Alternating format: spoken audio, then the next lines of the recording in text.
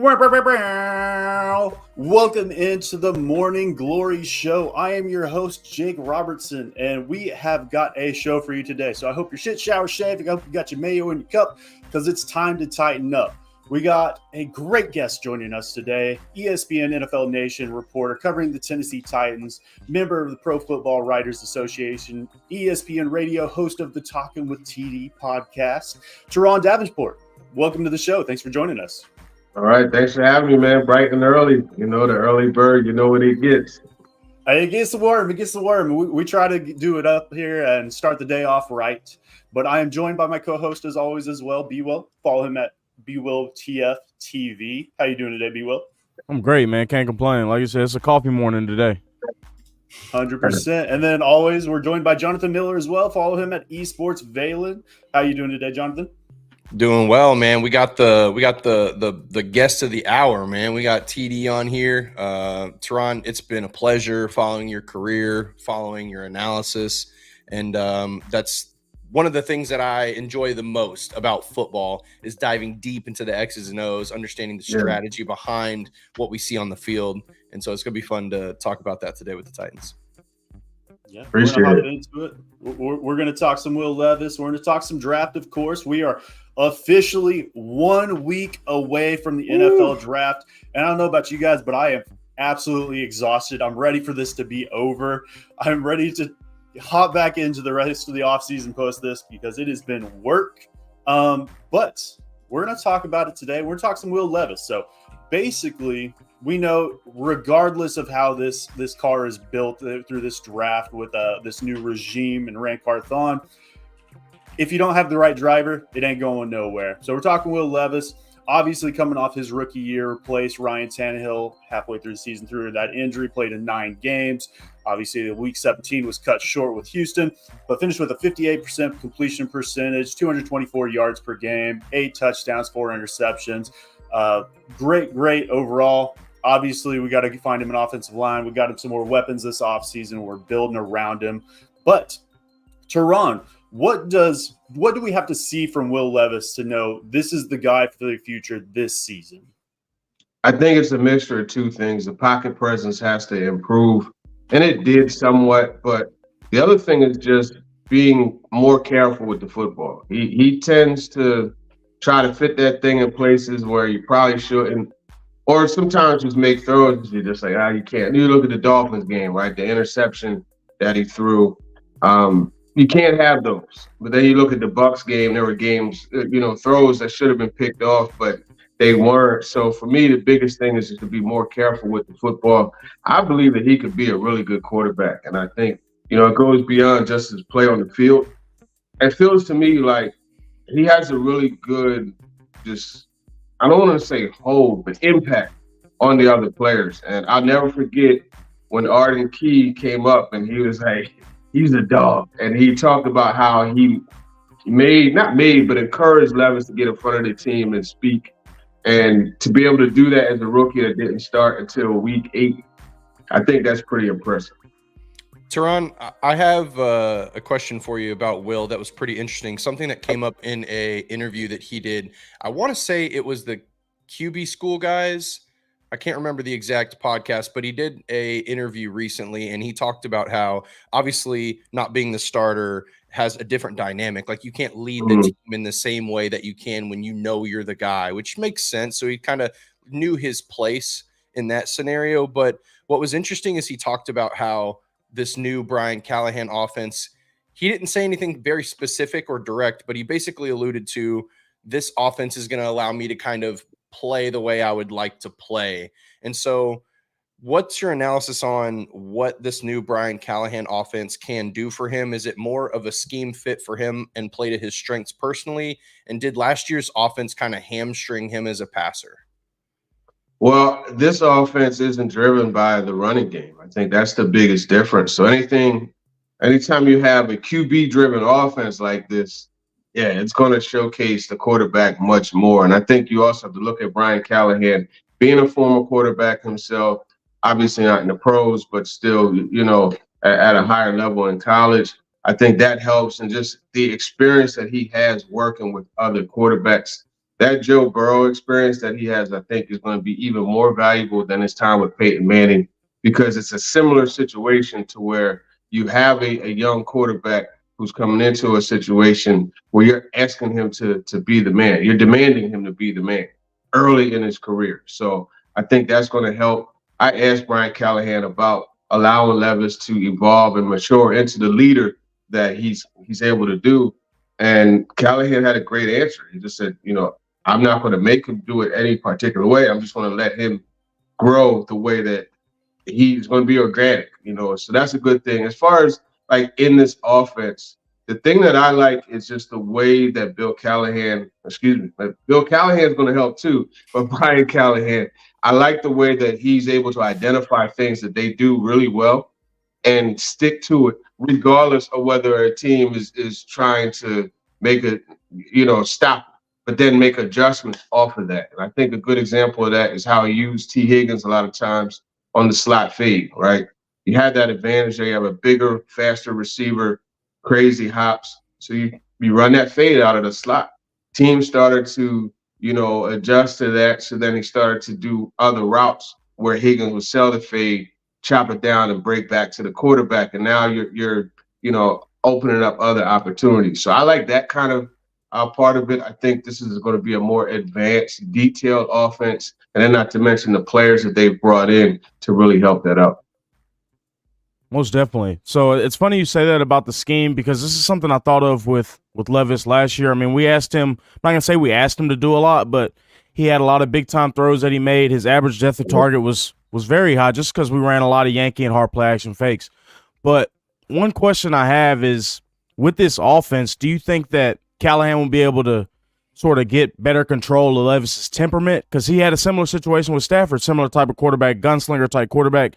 Do you think this will allow Levis to sort of tamper his temperament a little bit? Because that can be problematic as a quarterback in this league. Yeah, I mean, at times he has that tendency to try to, get a 2-touchdown lead back with one throw, and he does have to taper that down. But I think that, again, goes back to what we talked about with Callahan's experience playing the position. That's something. And then I'm really curious, how Nick Foles comes into the mix. You know what I mean? I want to see how the quarterback coach too, because I felt Charles London was a really, really steady and influence for Levis last year. In fact, Yes. I feel that. I know that because I talked to Levis throughout the year. Like, I took an interest in him as soon as he got onto the practice field. Like, after practice, was talking to him all the time and everything. And we talked a lot about Charles London and how Charles London was bringing him along. So I want to see how this staff is able to take that baton and move it on. But you are right. Just with Callahan, having that experience, I think that's going to help Will Levis as far as his temperament is concerned. And you can sit there in the film room and say, like, we don't need it all in this throw. And that's something that he actually picked up, because you look at the Steelers game, I remember that Wednesday after the game, because you had Traylon Burks on that fourth down. Traylon Burks, it was 3-by-1, and Burks was on this side, and he ran that go route because he had the alert, right? The safety was in the middle of the field. That's an alert to go there, but it was like 4th and 5. He had Kyle Phillips, Chig ran a clear out. Phillips came underneath like that, and he was open. You know what I mean? It's just like, you come off of that, you go there, now you got another series. And you'll be able to go back to that deep route at some point. But it ended up being a turnover on downs. And I remember asking him about that. And he acknowledged that, I do have to come off of that and maybe take my eyes someplace else where the defense is taking me. But as Tim Kelly said, you have single high, you have your guy one-on-one over there. You trust your guy to beat their guy. So it was an alert. And it would be crazy for Kelly to tell him not to do that after all the time they spent in the film room, telling him to do that. So I say all that to say, like, there's a balance that you got to try to find, and that's going to be interesting seeing how that works. 100%. I think it'll be a lot more easier with, it's coming off that, like you said, coming off that alert, because we've got we got a couple more playmakers underneath now that he can sort of rely on and trust and say, hey, they'll get that 5, they'll get that 6 now. So I think that's a big difference too, man. Yeah, I think it's just, he's the mad bomber, man. Like, he loves to go downtown. He does. And that alert was there. But you're right, though. Having other playmakers, that trust, I think that's going to be huge and allow him to scan the field a little bit better. No, TD, did you agree. Sorry, Jake. I was just going to say, like, just to kind of stay on the Will Levis side of things, did you see, being completely unbiased, obviously I've been a big Titans fan for a long time, but taking my Oilers hat off and just looking at the team and looking at Will Levis objectively, to me, I saw enough last year to not only say, okay, let's ride and see what this guy can be. But to me, I think I can even go as far as to say that I think I saw enough in him to be confident that he can be the guy, right? Like all the tools and intangibles are there, but he's got all the other things that you want in a quarterback too. Like obviously he has some things that he needs to tighten up, his decision-making probably being the biggest one. He got away with probably having 6 or 7 picks that he should have had last year, even the limited time that he played. But to you, when you evaluate his 2023 season, it's obvious that we all probably kind of feel universally like, sure, this guy could be the guy. But what was your takeaway from that season, and what is your analysis for Will Levis personally going into this next year and kind of the building around him phase? Yeah, I took away there was a lot of good and some bad, and just objectively looking at it, because I like Will just as a person. Will Levis is a cool dude. I told him, I said, like, I would take you to the cookout. Like you would get an invite to the cookout. You know what I mean? He's one of those cool type of dudes. So, but objectively, yeah, I think there's a lot that has to be improved. But I mean, there's a lot to look at and just be like, man, like, we get the right situation, we can make it work. That's how I would look at it if I was the Titans coach. I think they have a good opportunity to take this guy and build so much around him. And that's why this year is so critical. I believe he can be the guy. I'm not convinced, but I believe that there's a lot of potential there. And I feel that's the way that they look at it too. And that they think that, they have something there. They're going to just build around it this year, see for sure. And once they see for sure, then they could roll forward. Real quick go ahead, Jake. No, go ahead. Real quick, because if we look back in our short little history here in Nashville, we haven't had that many vocal rah quarterbacks in the building. I mean, you go back to Steve, Mariota wasn't really that type of guy, and Tannehill was to an extent. But what do you think the organization? How do you think they feel about having a guy like that in that mold once again? Because it's been successful for us. Yeah, I think having. I just watched that Dolphins game again the other night. Man, that gets me so fired up, man. Oh, he came off the field looking like a cartoon character, and the way he chest bumped. We got Tim Kelly first, then I don't know if you guys saw, but he got Caleb Murphy and almost spun him around. And I was cracking up. Yeah. So that type of fire, guys feed off of that. But then you got your guys like D-Hop. It's like, yo, chill, man. I'm good. So it's going to be cool watching, the mix with everybody. But he definitely is a fiery guy. And I know, going back to what I said about Arden Key and other defensive guys, like the defense loves that shit, man. Yeah, they love him. I remember talking to Sean Murphy Bunting, and he was like, man, I ain't surprised after the Falcons game. I ain't surprised. We saw him do this all week. That's my guy. You know what I mean? So yeah, he already has an impact. Watching that cut up from his debut against the Falcons with Jeffrey Simmons was awesome. Man, to B. Will's point, the Titans, I mean, going back, like, sure, like Tannehill had a little bit of swag to him when he would score and he would celebrate a little bit. But, my guy Sal from Jersey, one of the points that he made throughout this several seasons was he made a good point. And the sticking point he had on Tannehill was that you never really saw that fire from Tannehill. He never got pissed off. He never got he just even keel. And I know you want your quarterback even keel, but man, when you got a little bit of juice, when you got a little bit of hype, when your quarterback is bringing the energy, there's something special about that, right? And you want him to be even, but at the same time, you need to be able to take that step. And when he went out and did what he did in Miami and had that moment on the sideline, every single Titans fan had the same thought. It was like, hold on, we got our guy. Like, I'm getting hyped about this. And to see Tim Kelly and Vrabel come out and say what they said, like, I know it's coach speak and they kind of have to say that, like, act like you've been there type thing. We get it. But man, as a fan, that fired me up, bro. And you're right. Like, that's something that we haven't really had in a quarterback in maybe ever, you know what I'm saying? So it's been a long time. So that was really cool to see. Yeah, definitely. Definitely. And I think as we look for leadership, 100% there. I think we all agree with that. The ability to navigate the pocket has to improve. We touched on that. And I think a lot of that can boil down to speeding up the diagnosis of that pre-snap decision making. We saw it far too many times last season where we're snapping the ball right at the last second, allowing for that defense to time that snap, which is going to, I mean, we all know Andre Dillard wasn't the guy and it made it even harder out there, but to put him even on an island there and give the defense even an extra advantage. So it's something that's got to be sped up. And that, I mean, he was a rookie last season. He's going to improve with that. And then we talked about the turnovers. He should have had far more than we talked about. But yes, I think overall, this second round contract it's a blessing, but it's also a curse. Paying him less money, we're allowed to build around him, but we don't have that 5th year option either. So it almost speeds up this rebuild exponentially. And I think that's why we're not going all in this season, but we're definitely moving in the right direction for maybe next year, the year following. So we're building around him on this rookie contract, as most teams should do if you don't have that premier Patrick Mahomes, Josh Allen out there for that quarterback system. But we're going to transfer over to the draft now, as we talked about earlier. But if you guys are checking us out for the first time, do us a couple favors. First off, go to Apple Podcast. You're going to type in Talking with TD. You're going to go subscribe over there. Then you're going to come over to YouTube, and you're going to go to 102.5 The Game. You're going to go subscribe to the channel. And then you're going to type in Glory Day Sports after that. And you're going to come back over here. You're going to subscribe. You're going to hit the like button. You're going to head over to Twitter. You're going to retweet. And then you're going to hop into the live chat over on YouTube to join the conversation. We want to talk to you guys. We want to hear your questions.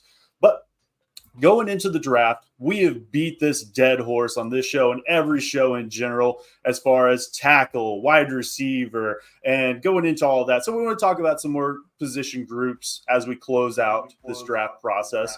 And we're going to hop into the tight ends. We heard him talk about it in the presser last week. There's only 3 on the roster. That's Josh Wiley, Chig, and Thomas Odukoye, who is an international pathway player. So it benefits us to keep him on the practice squad more so than bringing him up to the active roster so we can carry that additional player. TD, who are just some guys maybe in this class that are your guys or you see potential fits for the Titans this season? Yeah, I think you look at Illinois tight end Tip Raymond. I personally, Jaheim Bell is a guy that I really like. And for him, the explosiveness.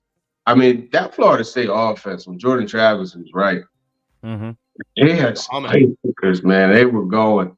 And there were a couple times where I saw him catch a pass and outrun the defense, working alongside Keon Coleman, Johnny Wilson, et cetera. But when you talk about Bell specifically, I like just the way that you can move him all over the place. You can line him up in line. You could, have him as a true H-back as well. Those are the things that I like, the versatility. I'm just curious how this scheme is going to use tight ends. You look at, in the past, Hayden Hurst had a productive year with Cincinnati. I just want to see what Brian Callahan's stamp is going to be on the offense with tight ends. But Jaheim Bell is a guy that, you want playmaking ability out of the position, man. He gives it to you right there. It's interesting you say that about Hayden Hurst and Cincinnati because they really play musical chairs with tight ends. If you look at it, they try different archetypes, different type of players. So it's really just a crapshoot with what Callahan sees. For me personally, I don't know if they put too much emphasis on the tight ends, but I don't think so. I don't think they do that as well. So, yeah, we'll see. And he says we need more tight ends, but I think that's just for competition too. We absolutely, yes. Right. We absolutely need guys. Depth perspective, yeah. No, special teams, yada. That's the good thing about this tight end class too, is that there's a ton of talent at the bottom, right? Like rounds, like you could get a really valuable guy who can come in and contribute and potentially make your roster in rounds like 4 to 6. So I feel like there's one guy, TD, that I really like that is an absolute freak of nature athletically. Not sure that the production was necessarily there playing wise, but Theo Johnson from Penn State, I'm a really, really big fan of that you might be able to get in like the 4th or 5th. And then of course, like Tip Ryman, really big fan of him as well. But yeah, I think there's a ton of value that you can get in a tight end late round, but there's a tight end at the top that's interesting as well. That's getting that name kicked around a little bit. He just had a video, I think, yesterday, Brock Bowers, where he just did like a standing backflip, and bro is like huge. So what are your thoughts on Brock Bowers and potentially the Titans not necessarily selecting him at 7, but if there were a trade down scenario, or who knows, like, what are your thoughts on them selecting him at 7? Does that make sense here for the Titans? I know he's one of the players that will be considered. And it's one of those things where it's like, I hate to miss out on that. You know what I mean? Yeah. That's kind of the approach that they're taking.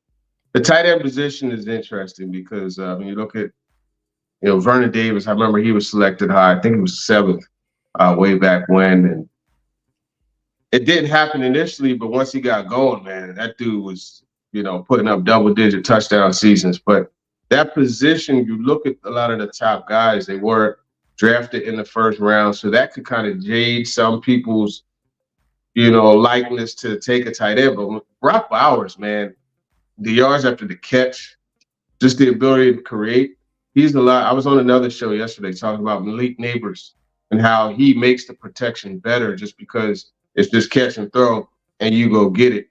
Bowers is the same. And when you have that ability and also the matchup problems that he presents, it's worth it. I don't think this team should do it, but you look at a team like the Jets, at 10, they absolutely should take Brock Bowers. The Titans, there's a lot more that they need, and a lot that they need more than the tight end position. So I wouldn't do it at 7 or even in a trade back scenario, honestly. It kind of feels like, I know we talk about the Kyle Pitts things, the comp to Kyle Pitts of drafting him so high and not seeing the direct result of drafting a player like a tight end at that position. So the positional value has gotten worse. But if you look at Brock Bowers, it kind of feels a little bit like Marvin Harrison Jr., where he's not really working out. He's not in the limelight of some of the other top talent in the draft. So he's kind of just casually sliding down the board. And then you add the positional value thing and it slides him even further. But if you take those narratives away and just look at the player and the production that he had in college, it's kind of hard to not be like, this is a top 5 player in the draft, right? Yeah. Like, this is the top talent. Why is he sliding down? And so it'll be interesting to see if one of these teams at the top, like maybe even the Chargers, like who knows, maybe that's their guy. So it'll be interesting to see kind of where he falls. Yeah, without a doubt. I mean, you talk about, Vernon Davis, he was balling with Harbaugh as the coach and running the offense with Greg Roman there too, who just so happens to be the OC for the Chargers now. They're both living out of those RVs. I don't know if you guys saw that. Yeah. They're doing something. Vernon Davis is sort of part of Titans history, too. He helped Laney Walker a lot when he was down in San Francisco. Yeah. So, little indirect there. But it's funny you say that about the protection and Malik Neighbors. It's something I tweeted about yesterday. And so it's hard. I think it's hard for a lot of people to see that bottom layer of that and it's something that Callahan said as well, that the receivers have a responsibility to keep the quarterback clean just as much as the offensive linemen do. We don't really have a guy outside of maybe Ridley, and his numbers don't even suggest that he's been really good against press man. But a guy like Neighbors, how much do you think the Titans put into that type of stock that he could help with the protection and stuff like that? Because he's a yak guy. You get him the ball, and he's him. Yeah. I know they put a lot of effort and work and stock into Neighbors. I mean, met with him at the combine, visit with him, also had him at the pro day. And I know their top ranking guys really, really like Neighbors. So a guy like that, I love what Jordan Reed said about him. He said he plays like he has a jetpack on his back. And that really is how he plays. And, you talk about the press coverage. It's something he's gotten better at, but he just simply didn't see a lot of it because a lot of DBs didn't dare press him. And that's because he has that gas, right? And that 4.3 that he ran, 4.35, like it shows on the field. You see him simply running by people in his routes and stuff like that. He teleports out there, man. It's insane. You'll see him in the slot 1 minute, and then he'll be on the numbers in a second. I mean, it's just it's insane. What about you? What do you think about that ideology with the Titans and how it fits with us? What do you prefer if you were in Rand Carthen's shoes? I mean, you say like as far as like the offensive lineman versus the receiver? in our situation at 7, like if Alt's available, if Neighbors available, who would you go in that situation with that in mind? Ooh, that's tough, man. I would probably go Alt. I think Alt is the most pro-ready prospect in this draft, and that's the direction I would go. Look, Neighbors he's exciting, and he's an instant playmaker. But I think you could also get an exciting playmaker at 38, whether it's Xavier Legette or who have you. So I would go the opposite direction. I'll go. You say Legette, or go ahead, Jake. I was going to say that's just what we kind of think the consensus is going to be around the league is, and we see that with the betting odds now. The Titans are probably leaning more towards Alt just because of the need and how it just matches up there. I personally like Olu Fashanu just a little bit more than Alt. Just, I think he's a slightly better pass blocker. Obviously, Joe Alt is the better in run blocking. I mean, you got to give him kudos there. He's a people mover, but I like the way Olu is able to dance his feet. He's the best mirror in this draft class, in my opinion. The best tackle I've ever covered. That Michigan game was my favorite one to watch. 100%. And then we've talked about it in the show. I went back and watched the Ohio State tape because that's the one that always comes up. Everybody's hating on Olu, and Joe. He didn't struggle that much in that game. I mean, he lost a couple reps, but he did lose reps. He did give up initially. Yeah, he had some issues. Yeah, and then down like at the very end of the game, he gave up a couple just because Ohio State was able to pin the ears back. They're coming. Penn State's back. They got to throw the ball. They know it's coming. So he had some failed reps there towards the end. Joe Alt, he started against Ohio State very slow as well, and down the stretch he was amazing. But seeing that tape that he's put out the last 2 years as far as Olu goes, I am super happy with that. He is my number 1 tackle, number 3 on my big board. But going back to Malik Neighbors, he's my number 1 over Marvin Harrison Jr. I would love for the Titans to select him at 7. But kind of switching back to the tight ends, we talked about Jaheim Bell. We've talked about Theo Johnson. We talked about a lot of Brock Bowers, of course. If I'm out on Brock Bowers at 7. Even in a trade back, I'm probably still going a different direction just because of the luxury pick that is, and we don't have that luxury, in my opinion. But if I'm looking down the board at some of these guys that get me hot and bothered, I'm looking at it like a Tanner McLaughlin out of Arizona. Former wide receiver, transferred to tight end. I mean, giving Delaney Walker vibes, of course. I loved what I saw as far as a route runner. Former receiver, of course, he's going to put that on tape. And he's not a bad blocker as well. So he's still learning that craft. But that's a guy you might be able to get in the 6th, 7th round, maybe potentially undrafted free agent. But that's a guy that you can bring in as a camp body that I think can push a Chig or a Josh Wiley on this roster. So that'd be a guy that I'd be super happy with. Well, let's talk edge now. So obviously we got Arden Key. We've got Harold Landry. We've got some good pieces. The coaching staff has talked about Arden Key as this positional pass rusher, positional starter. They got to bring in a couple more guys. We got some guys on the back end of this roster that can kind of help with that, but they need a premier guy. Who are some guys that you might be a little higher on than most that they can fill this position? And I guess you could address maybe Dallas Turner at 7. But we'll see how that goes. But how about it, TD? Yeah, I think, you talk about guys a little higher. Adisa Bakari is a guy I really like. I love Adisa Isaac. I always do that. I have a friend, Adisa Bakari, who's Stephon Diggs' agent, and I always do that. So Adisa Isaac is who I'm talking about. Pardon me. The other Penn State. Out of Penn State. And I tell you, on the opposite side, obviously, you got Chop Robinson, but so many times watching that Penn State film, you see Isaac and Chop just wrecking shop. I love how he gets off the ball. You go back and you look at the Senior Bowl one-on-ones, especially he and Fuaga, Thais Fuaga, they were going at it. And I remember talking to him about going from rep to rep and changing, what you learn from and changing it and implementing a different weapon. And that's the thing. He has his toolbox, whether it's the long arm stab, the spin move, just the speed, the power, the shoulder dip. He brings all of that. And I watched him go from the shoulder dip to the spin move in reps. And then in practice, just like in a team portion of practice, use a whole different move against Fuaga also. So those are the type of things I like. He's a long, like, rusher. He's a guy that, as I mentioned, that speed to power really shows. So he's somebody that I really like, Fuaga. I tell you someone else that's very intriguing, and I think, later down the line, Xavier Thomas out of Clemson. Coming out, like, he was a highly decorated prospect, a 5-star.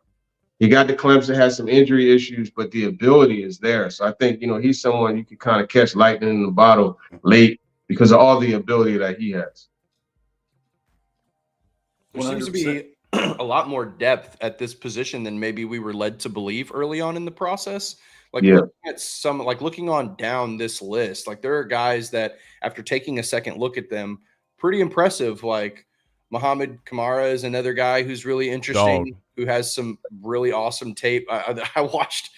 There was a rep. I think TD. You might have been the one to share it, but there was a rep where he just blasted. I don't know who the lead blocker was. It might have been a running back, but absolutely cooked this guy in the backfield. So I think that there's more talent at this position than I think most people are led to believe. So, which is exciting for a Titans team that desperately needs to add some depth there. So that was one of my questions as we were going to talk about the edge, is that it seems to be the popular pick for the Titans in mock drafts lately has been for them to go edge at 38. Obviously, there's a couple of guys who are really enticing towards the top and middle of this list. But if there's a certain player at pick 38, where would you have the Titans going? Would it be edge?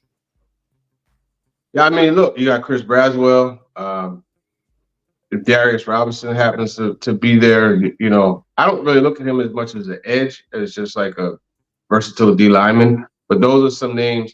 I tell you, Devondre Sweat, if he's there, which is very likely, there's a possibility. I mean, think about putting that next to Jeffrey Simmons. Yeah, pretty impressive. And I know, there's issues, right? There's definitely issues. You know what I mean? And me, like, I'm the last person to look at what he came up with and be like, oh yeah, he character. I did the same thing, actually works. So I mean, look, it is what it is. But I think really what you have to determine is, like, okay, is this a good person that made a bad decision? And one of the best things that Mike Vrabel said, I remember asking him about this, during that Jeffrey Simmons draft, at the combine, about drafting guys with character. And he was like, is this a good person that makes a bad decision? Or is this a person who has a repeated history of making bad decisions, which makes them a bad person? So I think that's really what it comes down to. So, yeah, I mean, Devondre Sweat is someone I can see. I mean, look at the receivers, too, whether it's Troy Franklin, Leggett. I mean, there's Keon Coleman. I don't think Keon Coleman makes it past 28. But, if he's there at 38, that's somebody else, too. What about Ladd? Do you like Ladd? Ladd and Pearsall? Yeah, I like Ladd. I like Ricky Pearsall more because I feel that you get at it. And, man, Pearsall just got that juice, man. He's got it. He got that. Yeah, he got that sauce, man. He's coming to the cookout too, ain't he? Yeah. Oh, yeah. He's coming right to the cookout, and he's what I bring to the cookout and be like, look, man, don't holler at nobody's girl when you here, man, because I can see him, like, he pulling somebody's chick. He got that John B in him. Yeah, he does. We saw him running those routes with Tyreek and Jalen, and man, that boy can get in between the cones. He's really impressive. That's the only thing about that wide receiver class too that's exciting is we've been cracking jokes like, oh, this is just diet Kyle Phillips or whatever, but these guys had some insane production at the collegiate level too, in Ladd and Ricky. So either way, I don't think the Titans are going to shy away from adding talent like that just because you might have a similar profile player who could potentially come online. Like, as far as Brian Callahan and Nick Foles are concerned, it's like, bro, we need production. So, add talent. You're not going to be void in that case just because you add a guy who might have a similar profile to Kyle Phillips. You don't avoid drafting him. So I wouldn't be surprised if one of those guys landed on the roster too.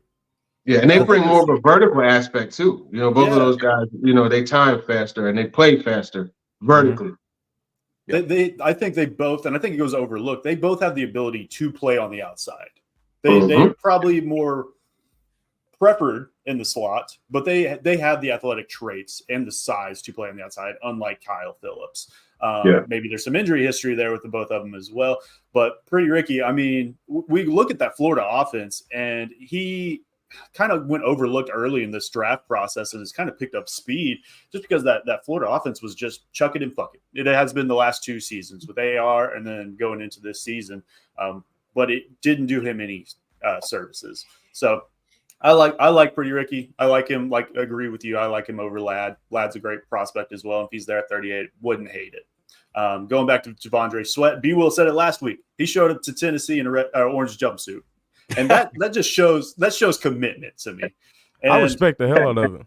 Yeah, I respect. Like the next, man, that much respect for that. Yeah. No, so I like Javondre. Maybe 38's a little bit rich for me.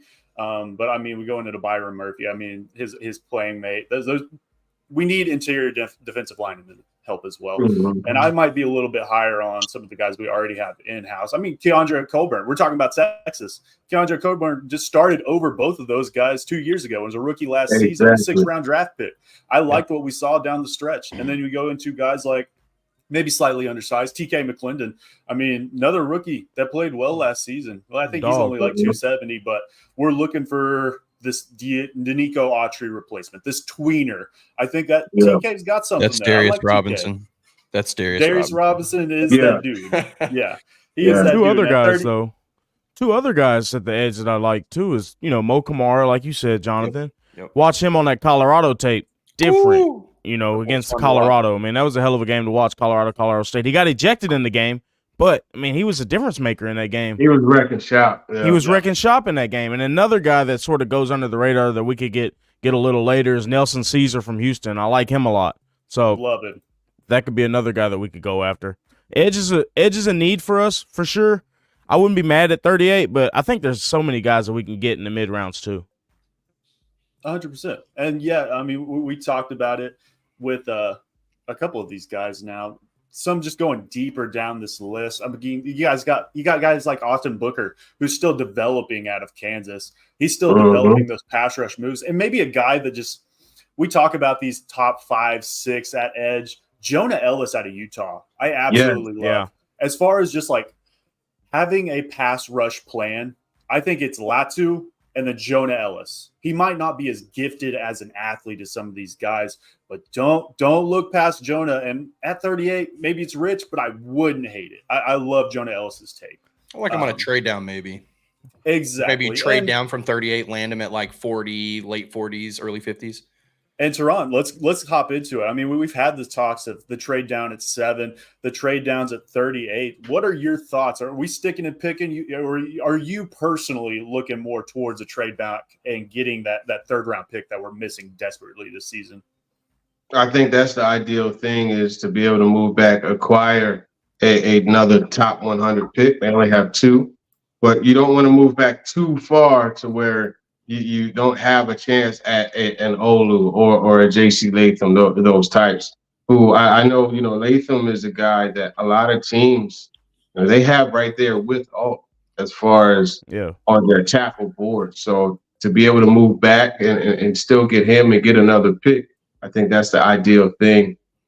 I know that's what they want to do, looking at, that's one of the scenarios that they would like to be in, but it takes 2 to tango, and we just have to see how this quarterback situation goes as far as J.J. McCarthy, how things fall in front of him.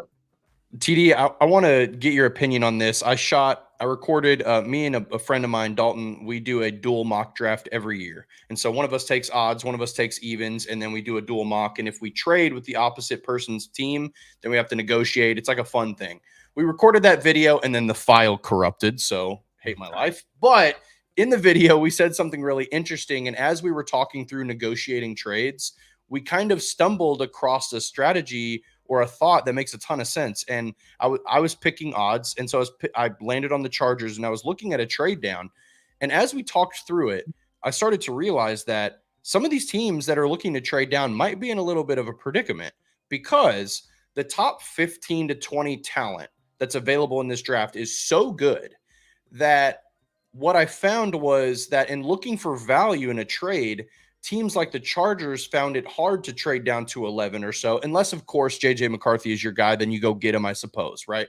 But J.J. McCarthy aside, when you're looking at trading up, the value didn't match the trade down for the trading down team, meaning the value that they got back in compensation wasn't quite worth missing out on the talent that they were missing out on.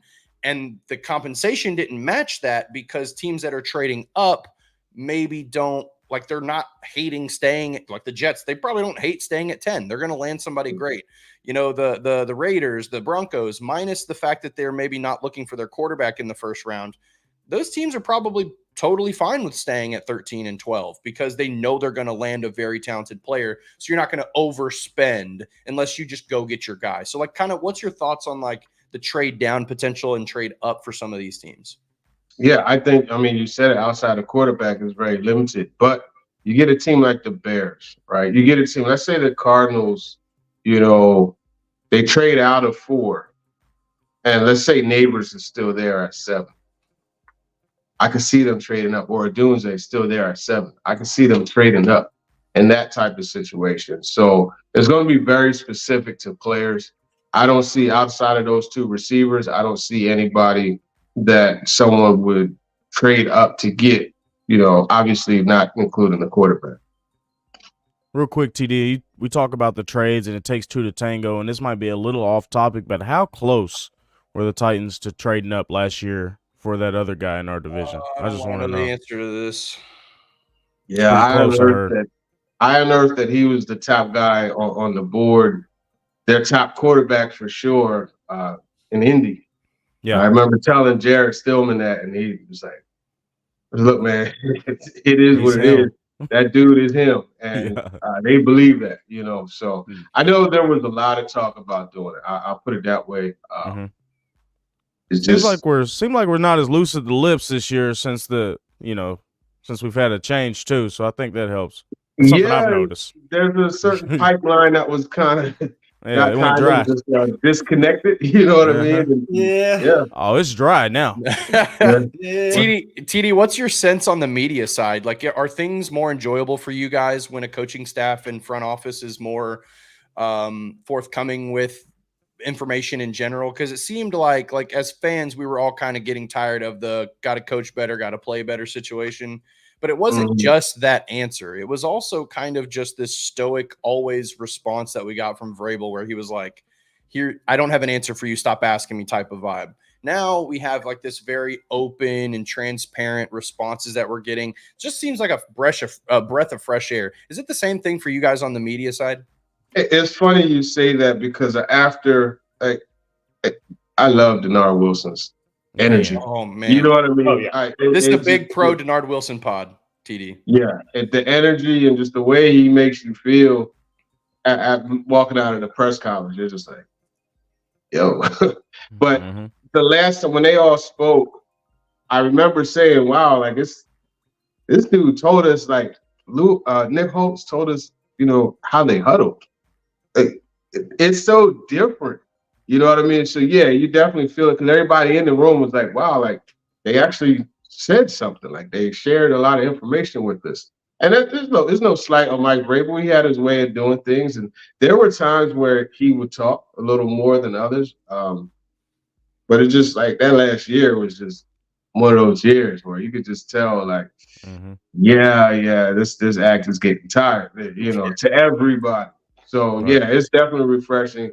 For what I've been told, Brian Callahan is really, really good with the media. What I've seen so far, he's been, you know, awesome. I think Rand too. You know, you gotta look at Rand and just, you know, how he is with this. Not always able to answer every question. It's not because he doesn't know. It's just there are times, like you look at the presser that he had after Vrabel got fired, like, and they threw that man. He is like, you know, a fish out of water. You know what I mean? Yeah. But I think for the most part, yeah, you're right. It's definitely refreshing. I want to see how long it continues, right? You know, because right now, hey, look, it's the honeymoon phase, right? So everything is see what happens when you start losing. But, yeah, what happens if you go 0-4? You know, how are you going to be then? But that's remains to be seen. I think it's cool to see the growth of the coordinators as well. if you look at Holtz's first press conference, it was, I wouldn't say clammy, but it wasn't as he followed up behind Denard Wilson too, and that ain't easy. But even the last press conference Holtz did, you can see the growth in a couple weeks, the confidence he has as a person, because these guys are humans, man. But you can see that he's grown exponentially already in the role. Yeah, you could definitely see that, and he was explaining the install. Okay. I like that part. And you notice they had him go before Wilson this time. They had to. Yeah, for sure. Yeah, I mean, you're setting them up for failure. That's like having the closer come out before the opener. So, but we're gonna shift focus, guys. We're gonna hop in. We're gonna talk best concerts next to end the show, as we always do. We'll end with the draft. We're going snake draft style.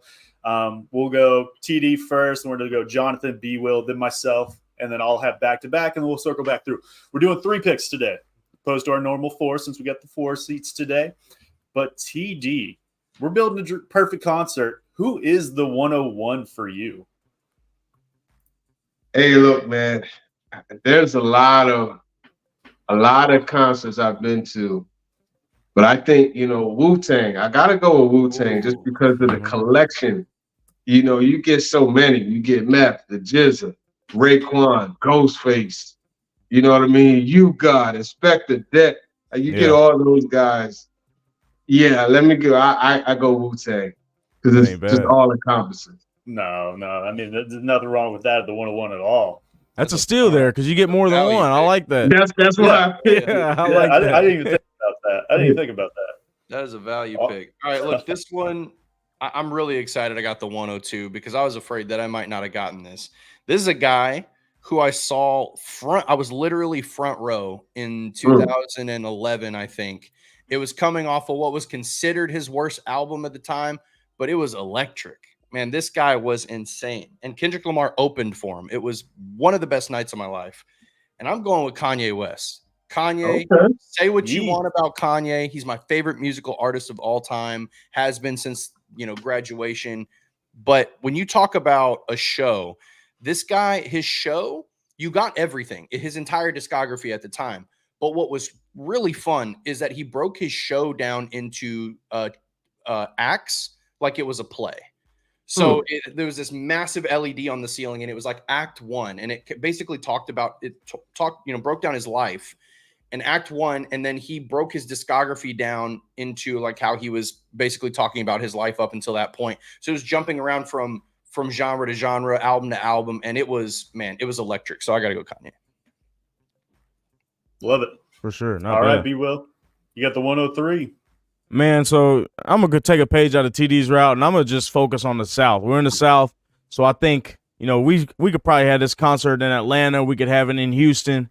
But I'm going to probably take 3 6 Mafia for my first one. So you get a lot of the guys there. You get guys like Juicy J. You get, I mean, there's so many people you can get. And you've had that concert in Memphis. It's jumping. You could have it in Houston, everywhere. And they still have a lot of people they could bring on if they really want to because everybody's flipping their stuff now, especially out of Memphis. So that's who I'm going to go with. Man, I'm going a different route. I guess I got back-to-back picks here. So I'm a country boy. I live in Oklahoma. That's all I listen to, basically. But as far as performers go, there's one guy, and he's a local guy down here, and that's Garth Brooks. Garth Brooks is my 101. Yep. I love Garth, and I've seen his daughters play soccer down here. He's a cool dude. He's very approachable, but he puts on a show. Man, he's an athlete. He gets out there and he goes, and him and Trisha, they put on a show. But after that, and kind of why we talked about it before the show, is like, do they have to be live still?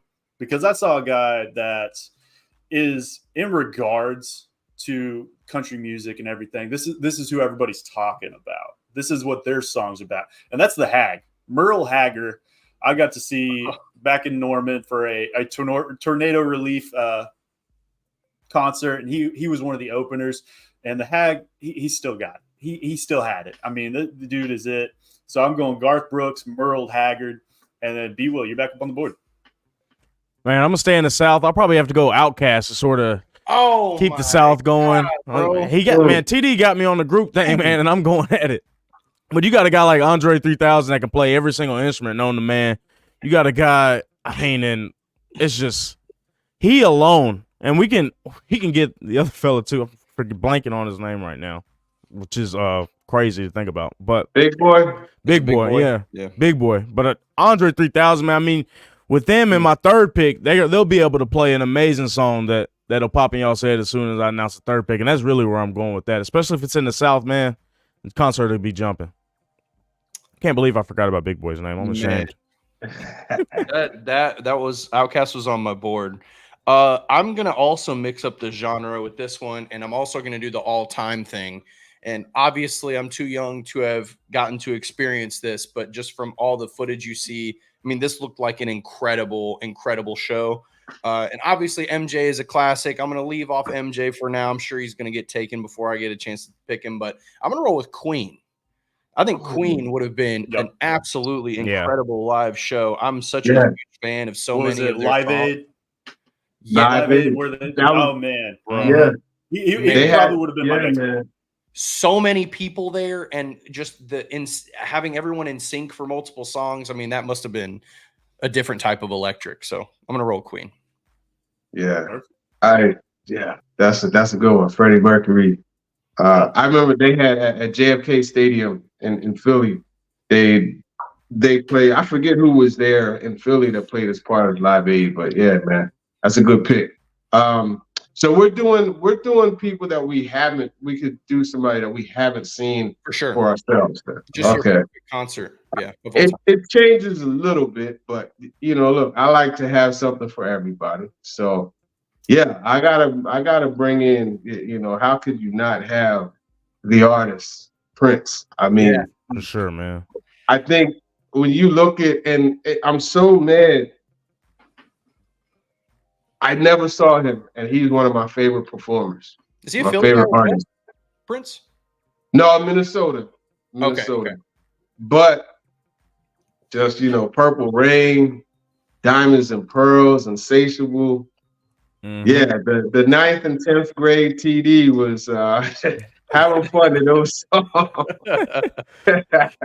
I would say Prince. Just the showmanship. You talk about Andre 2000, 3000 rather, being able to play so many instruments. Prince could do it all, and he could sing, and he just had that stage presence. Just watching his concerts. So yeah, we're going Wu-Tang and we're going Prince. We had a good Super Bowl performance, Charlie Murphy, but Prince had the best one ever, I think. Yes. Oh yeah, I think I agree. Well, you got back-to-back, Turron. You got to finish it out. Oh, so I get to pick again. So this is my final pick then, right? Mm-hmm. Yes. Mm-hmm. All right. Well, you know what? I'm going to match it up. And I actually just finally saw him in concert this past November. I have been waiting and waiting. I'm going Nas, man. And the thing I like about Nas is he could go ahead and be a part of Wu-Tang. He and Raekwon and Ghostface were really close, and they had that song. They had a couple songs together, but then also just the way he could bring out his fellow QB natives and Mobb Deep, Prodigy, rest in peace, and have it. That would be, that would be. As you see, I'm a Northeast, Philly, New York influence music wise. So yeah, that's it right there. Man, that's a good one. And there's a guy that I want to pick so badly. There's two guys that I want to pick so badly, and they are both legends in hip hop. But you know what? I'm leaning towards. I'm gonna roll with a different guy because again, this is someone that unfortunately was too young to experience in person. But my God, man, oh my God, I just thought of somebody else too. Oh my God, this is terrible. I'll save them for after. I'm just gonna roll with this guy. I'm gonna go with Tupac. Yeah, man, a Tupac show. My God, bro. That some of the way that he could get a crowd rolling was electric as well, and for a different reason with a different style and genre of music. And I think that would have been absolutely electric. There's two other guys I'm going to put on here. Let's see if they get taken. But two other very capable people in this back end. Good deal. All right. Rounding out the South, man, I'll have to go with UGK, Pimp C, Bun B. And like I said, that song, they'll be able to play International Players Anthem with Outkast. Yep. That's going to rock out the whole concert. Yep. Rest in peace to Pimp C, obviously. And, I just Southern themed in the South. People that ain't from the South ain't going to really be able to appreciate that for what it is, but the people from the South will, man. No doubt. Man, I guess I'm finishing it out. I got my last pick. There's so many people left up on the board, and I have about 6 left on my list. I know. But man, I'm going Johnny Cash. Ooh, I love Hey, Johnny beat that. Cash, and I mean, as far as performance goes, he obviously didn't get to see him, but it still stands the test of time, and that wraps it up. TD, you got Wu-Tang, Prince, Lil Nas X. Jonathan, you got Ye, got Queen, Nas. Tupac. Definitely not Lil Nas X. Oh, no, I'm sorry. Yeah. Yeah. And then I'm B Will's That got is 3 funny. Mafia. Man, I shouldn't have corrected you. If you would have put that on the graphic, that would have been so hilarious. I would 100% did. I 100% would have. Outkast, and I got Garth Brooks, Myrtle Haggard, Johnny Cash. I'm just really surprised nobody took Taylor Swift. Nah, bro. Not the arena. I'm good. Yep. I was gonna trade back for Beyonce and Jay-Z though, but Jonathan took Kanye, so I'm sort of Yep. Yeah. I was gonna throw them together. Okay, so I Phil tell you, Collins too. B.I.G. man, Biggie. I Him wanted too. to put him in, but I got bad memories from concerts with Biggie. I remember I went to see him, and this was at a place outside of Philly, and I went, and he came out, and he did "Who Shot You," and then people in the crowd went crazy, and Yeah. he left. And then like everybody was fighting and stuff, and the state troopers came in, and we ran up out of there, man. So Yeah, man. I couldn't pick B.I. because of that, man. That's Yeah, another guy that could galvanize a crowd. That Yeah, West Coast, absolutely. East Coast Yeah, that's my goat. feud for so many years was so special. The other guys I was considering, obviously, I have Eminem, who would be like his discography is untouchable. I mean, an awesome show that I think that would be. I haven't gotten to see him in live. The other guy though that I was strongly considering over Tupac is DMX, bro. Yeah. DMX. You want to talk about getting a crowd rowdy? My goodness, bro. The energy at a DMX show must have been out of this world. He kind of had a similar, I don't know what show that was, but in the early 90s, he had like a similar like Queen live show where, he got everybody. When he did "Get At Me, Dog," and I that think whole it was. He had the red overalls. He came out and said, "Don't, don't, don't," and the whole. So yeah, that one would have been special too. Yeah, DMX, that's that workout music, man. Yep. Yeah. Another one that I would have mentioned is Sade. I mean, because she can play all those. Her band's really good. Her, Keith Sweat. If I would have went that route, I mean, it would have been a whole different rabbit hole, Yeah, that's a different. Yeah, no doubt. Yeah. Yeah. I know. B-Will's got a party. Oh, yeah, man. That's what we're wrapping up today, guys. Thanks for everybody tuning in. We got a 300-400 in the chat. We appreciate you guys. TD, where can everybody find you? Yeah, for sure, man. Find me on what you call it, X now, right? At @T_Davenport_NFL. You can check Spotify, Google Podcasts, iTunes, Talking with TD, and of course ESPN.com. There's a Titans page.